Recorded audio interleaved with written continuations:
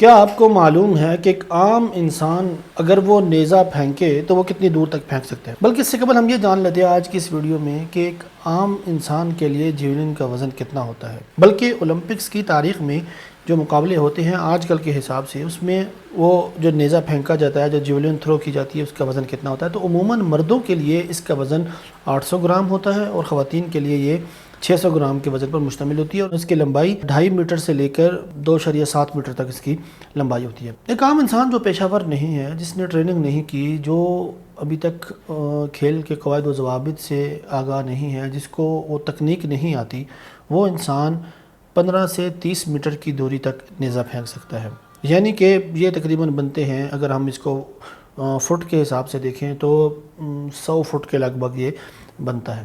اندازہ کریں ارشد ندیم نے جو تھرو کی ہے وہ ایک عام انسان سے کئی گنا آگے ہے۔ اس کی تکنیک، اس کی مہارت، اس کی فٹنس، اس کی ٹریننگ، اس کی خوراک، یہ تمام عوامل پیچھے بنتے ہیں، اور اس کے بعد پھر ارشد ندیم نے جو تھرو کی ہے وہ تھرو 92.97 میٹر، یعنی کہ لگ بھگ یہ 305 فٹ کے قریب بنتی ہے۔ تو اندازہ کریں ارشد ندیم کی وہ تھرو کتنی شاندار تھی، اس کی ٹائمنگ دیکھیں، وہ پھینکنے کا انداز دیکھیں، اور پھر ارشد کا خود پر اعتماد دیکھیں۔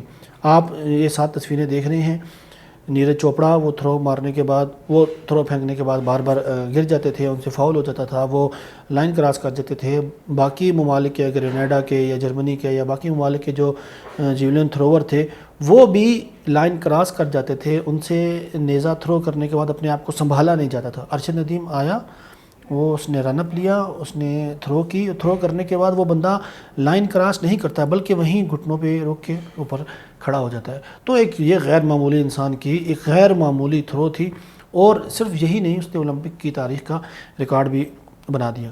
آج ہم اس پہ اس لیے بات کر رہے ہیں چونکہ ایک تو یہ ہاٹ ایشو ہے، بہت سے لوگوں نے ہمیں واٹس ایپ پہ میسیجز کیے، ہمیں کہا کہ اس کھیل کے بارے میں مزید ہمیں جانکاری دیجیے۔ دیکھیے ارشد ندیم نے گولڈ میڈل جیتا، 40 سال کے بعد انہوں نے گولڈ میڈل جیت لیا، اور اب اس گولڈ میڈل کے بعد ہمارے چپے چپے سے اس کھیل کو روشناس کروانے کے بعد کھلاڑی ابھر ابھر کے سامنے آ رہے ہیں۔